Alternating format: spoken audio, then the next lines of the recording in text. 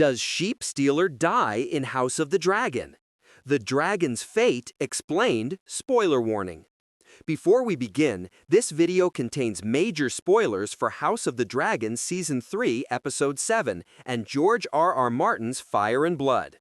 We'll be discussing Sheepstealer's fate, what happens after the dragon battle, and what the future holds for one of Westeros' last great wild dragons. With that said, let's get started. Episode 7 gave fans one of the most intense dragon battles we've ever seen in House of the Dragon.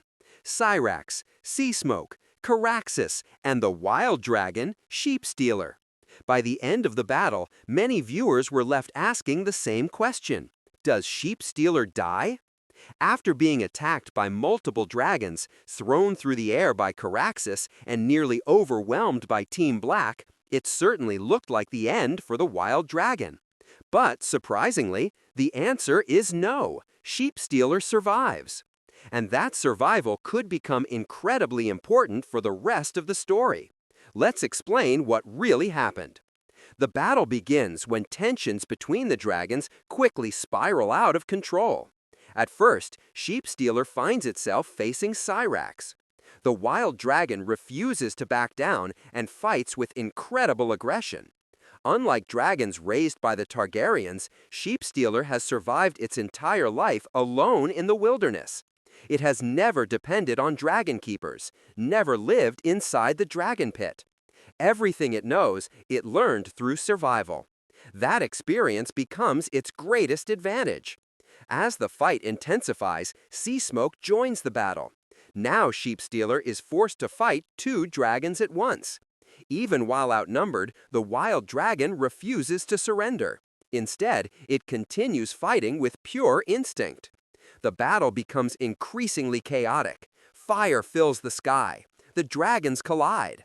And for a moment, nobody knows which dragon will survive. Then, everything changes. Daemon arrives, riding Caraxes. The bloodworm immediately shifts the balance of power. Caraxes isn't simply larger. He's one of the most experienced battle dragons alive. The moment he enters the fight, Sheepstealer suddenly finds itself facing overwhelming odds. For a brief moment, it appears the battle is over. Caraxes launches a devastating attack. The wild dragon is knocked from the sky. Surrounded, exhausted, and seemingly defeated. Many viewers genuinely believed this was Sheepstealer's final moment. But that's exactly what makes Sheepstealer different from every other dragon. It doesn't think like a royal dragon, it thinks like a survivor. Rather than continuing a fight it cannot win, it looks for the smallest opportunity to escape. While everyone's attention shifts, Sheepstealer takes advantage of the chaos. Instead of dying in battle, the wild dragon disappears, escaping once again. It's a reminder that surviving isn't always about being the strongest. Sometimes it's about knowing exactly when to run. There's another important reason why Sheepstealer survives. Narratively, its story isn't finished yet.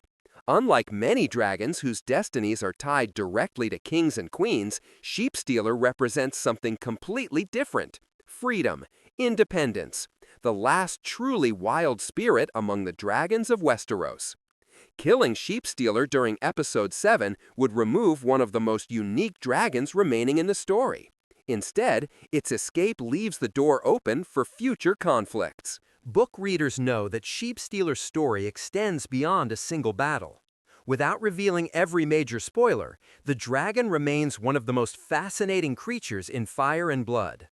Unlike dragons that spend their entire lives under Targaryen control, Sheepstealer follows its own instincts. Its future becomes closely connected with its rider and one of the most mysterious journeys in the Dance of the Dragons. That's one reason many fans were relieved to see it survive. There's another symbolic reason Sheepstealer escapes. Throughout the dance, every dragon that dies represents another piece of House Targaryen disappearing forever. The dragons built the Targaryen Empire, but the Civil War slowly destroys that legacy. Sheepstealer surviving reminds us that not every dragon is destined to fall because of human ambition. Some still belong to the wild. Some still answer to no king, no queen, and no throne. Another fascinating detail is that this battle also proves something about Caraxes.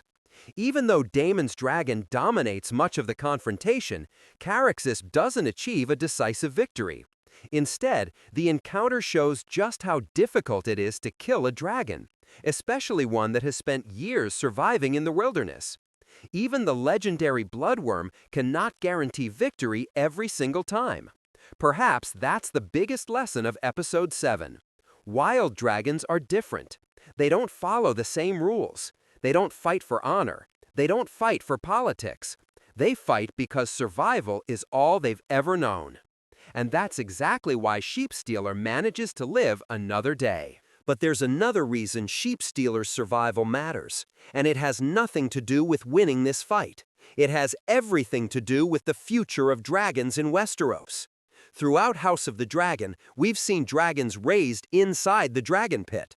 They've grown up around people. They respond to commands. They've spent their entire lives fighting for the Targaryens. Sheepstealer is completely different. It never truly belonged to anyone.